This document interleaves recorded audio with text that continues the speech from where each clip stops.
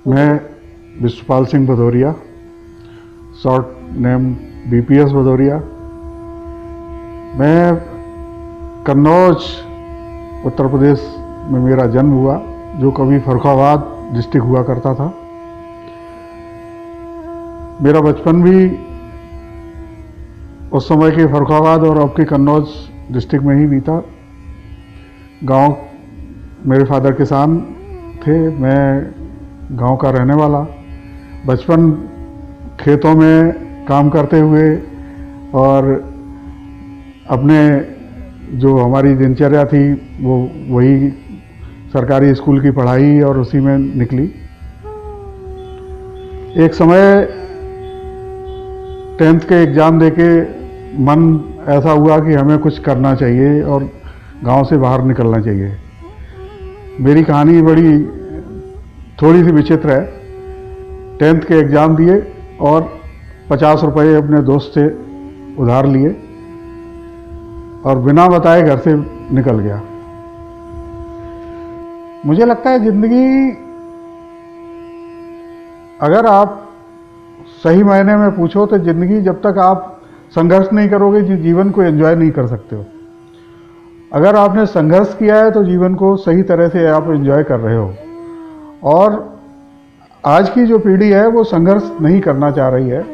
मुझे ऐसा लगता है कि जब तक आपने अपने मुकाम को हासिल मेहनत करके नहीं किया तब तक आपने कुछ पाया नहीं है।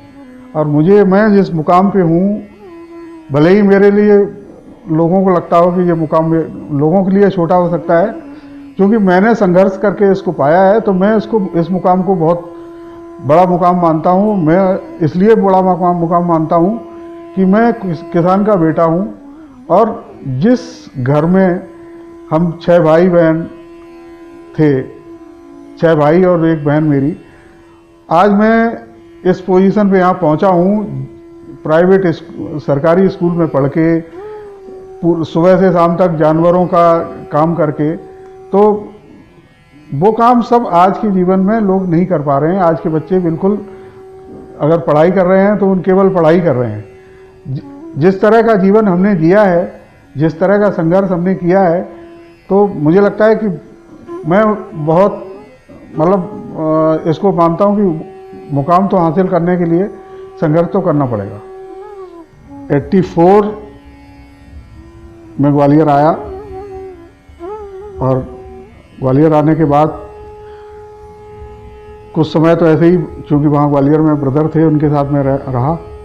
कुछ समय बाद मैंने ग्वालियर में फिर एजुकेशन अपनी शुरू की और इसके साथ में ही, अब चूँकि उस समय इनकम का कोई जरिया और होता नहीं था, तो अखबार की नौकरी शुरू कर दी।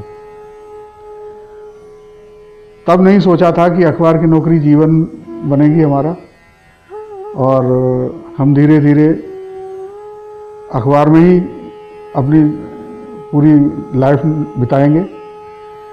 पहली सैलरी मेरी 150 रुपये थी, जिसमें 75 रुपये मुझे 15 दिन में मिलते थे।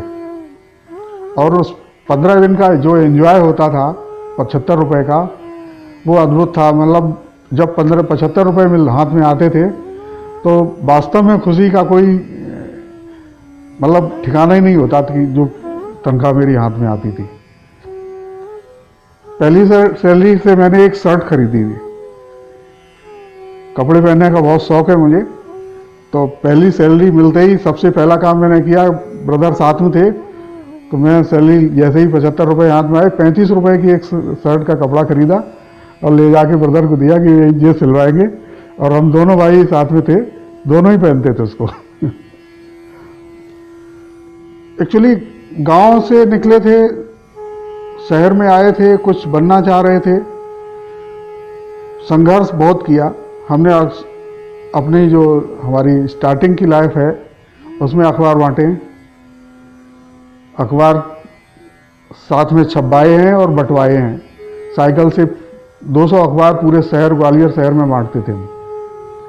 तो वो मुझे लगता है कि जब उस तरह की यादें आती हैं, वो चीज़ें जब अब याद आती तो ऐसा लगता है कि मेरे वो बड़ा अच्छा अनुभव होता है कि हमने ये काम करके और यहाँ तक अगर हम पहुँचे हैं तो बहुत अच्छा मुकाम हमें मिला है और उसी संघर्ष का नतीजा है। देखिए, मुझे ऐसा लगता है कि शहर में जो लोग रह रहे हैं उनके पास खूब पैसा है, उनके पास सब तरह के संसाधन हैं, लेकिन चूंकि संघर्ष नहीं है, आज के बच्चे के पास केवल पढ़ाई है, इसके अलावा कोई ऐसा संघर्ष नहीं है जो गांव के बच्चे के पास है।